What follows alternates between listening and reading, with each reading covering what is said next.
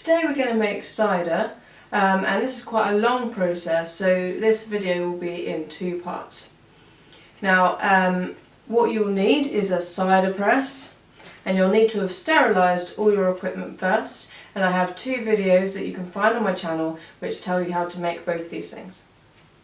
Now, the first thing we need to do is chop up our apples. Once your apples have been chopped, like so, then they need to be mashed to start releasing some of the juices. Once you've given your apples a light mashing, then they're ready to go into the straining bag.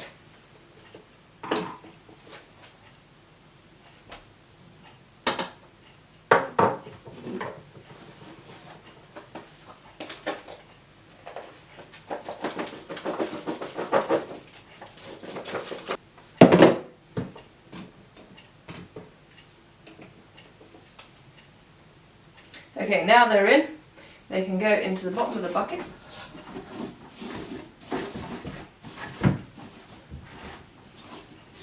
And now they're ready to have the pad put on top.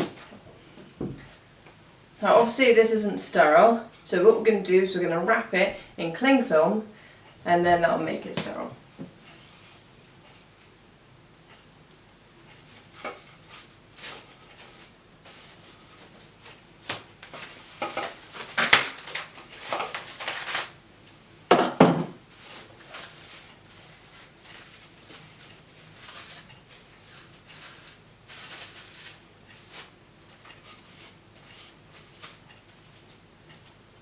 Okay, now with the cling film side facing down, pop it on top of your apples, and then you can get the car jack on top.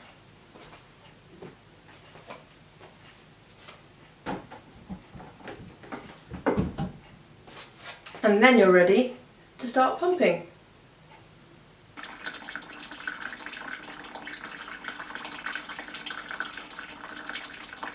Once you've pressed your juice, the next thing we need to do is take a hydrometer reading so that we can measure the final alcohol level at the end of the process. So what we need for this is a tube and a hydrometer. You need to fill up your tube up to 100 ml, and then we can measure.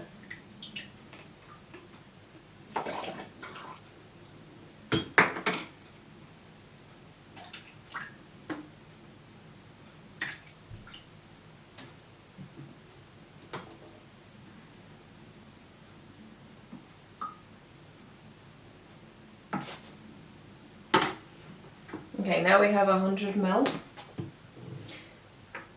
Slowly drop your hydrometer into the tube and then give it a little spin to knock off any bubbles.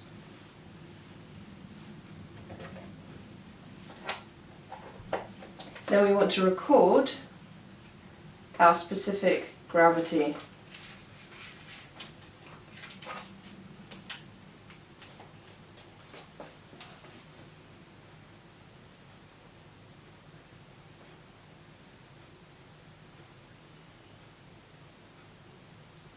Okay, we have a specific gravity at the moment of 1070, okay, which should provide quite a high alcohol level.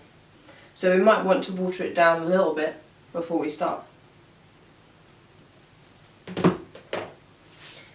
Now we can decant all of our pressed juice into one of our demijohns.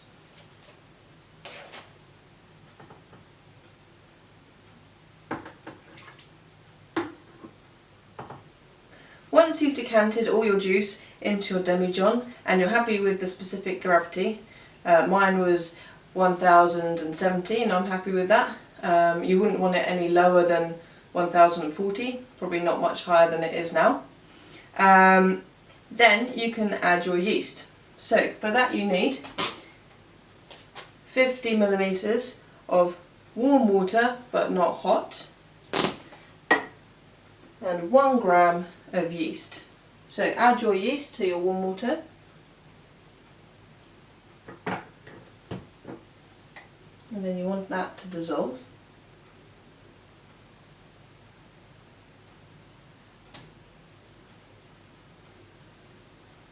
So we'll give that a couple of minutes to really dissolve into the water, and then we'll come back and add it to our demijohn. Once your yeast is dissolved, you can add it to your demijohn.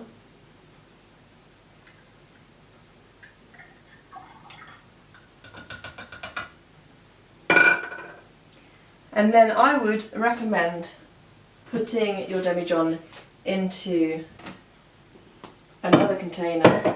So if it starts to froth over the top, then it's not going to cause too much mess. Okay. Then you need to add an airlock with the water level approximately up to here.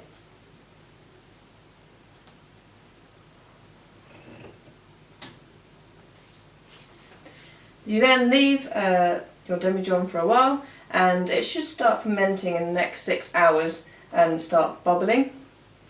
The ideal temperature for storing your cider whilst fermenting is 15 degrees, but please don't put it anywhere below 10 degrees or above 20 degrees, as it will stop the fermentation process.